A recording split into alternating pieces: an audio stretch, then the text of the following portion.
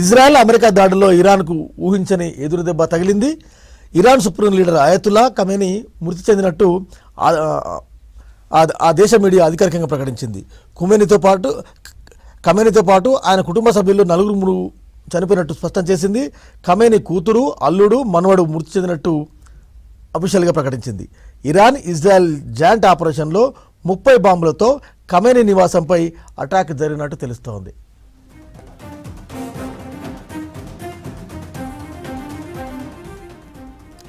దీని మీద మా ఢిల్లీ కరస్పాండెంట్ మదార్ ఫోన్ లైన్లో రెడీగా ఉన్నారు. Madar, good morning. ఏం జరుగుతుంది? ఇజ్రాయెల్ అమెరికా దాడిలో ఇరాన్కు ఊహించని ఎదురుదెబ్బ తగిలింది. ఖమేనీ చనిపోయిన నాడు ఆ దేశ మీడియా ప్రకటించింది. ఏంది మీ దగ్గర feedback? Very good morning Venkat. ఇరాన్కి మీరు అన్నట్టు అసలు ఊహించని ఎదురుదెబ్బ ఇది. ఇజ్రాయెల్ సడన్ గా నిన్న ఇరాన్ పైన దాడులకు అనేది కూడా పాల్పడడం, ఆ దాడుల్లో మొదట సుప్రీం లీడర్ అయతుల్లా ఖమేనీ నివాసాన్ని టార్గెట్ గా తీసుకునే ఇజ్రాయెల్ అలాగే అమెరికా రెండు కూడా ఎయిర్ స్ట్రైక్ చేశాయి. దానిలో భాగంగానే ఖమేనీ ఆయన కుటుంబ సభ్యులతో సహా ఉంటున్నటువంటి బంకర్స్, సుమారు 30 బంకర్స్ పైన అటాక్ చేశారు. ఆ అటాక్ లో చనిపోయినట్లుగా మొదట ట్రంప్ ప్రకటించారు.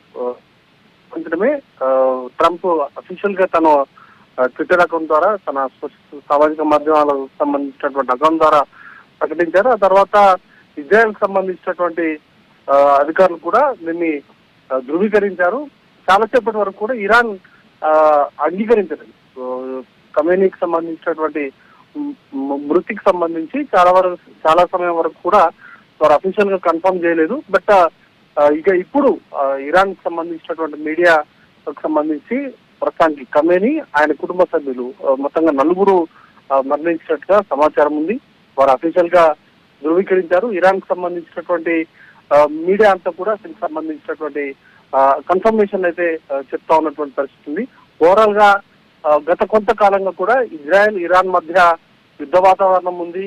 లాస్ట్ టైం ట్రంప్ మధ్యవర్తిత్వంతో అక్కడ సీజ్ ఫైర్ అనేది కూడా అమల్లోకి వచ్చినటువంటి పరిస్థితి ఉంది. బట్ నిన్న సడన్ గా ఇజ్రాయెల్ నుంచి ఇరాన్ వైపు దాడులు అనేది కూడా ప్రారంభమయ్యాయి.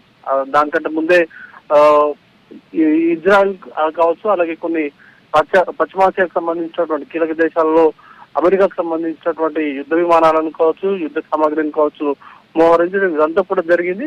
ఒక ప్లాన్ ఆఫ్ యాక్షన్ గా ముందస్తుగానే ఇరాన్ నుంచి దాడులు జరిగేటువంటి అవకాశం ఉంటుందనేటువంటి దాంతో ఇజ్రాయెల్ ముందుగానే దాడులకు పాల్పడింది. ఆ దాడుల్లో ఇరాన్ కి కోలుకోలేని దెబ్బ తగిలినట్టుగానే మనం భావించాల్సి ఉంటుంది. సుమారు ఇరాన్ కి సంబంధించినటువంటి సుప్రీం లీడర్ అయతుల్లా ఖమేనీతో సహా సుమారు ఒక 40 మంది కీలక వ్యక్తులు మరణించినట్టుగా సమాచారం అంతా ఉంది.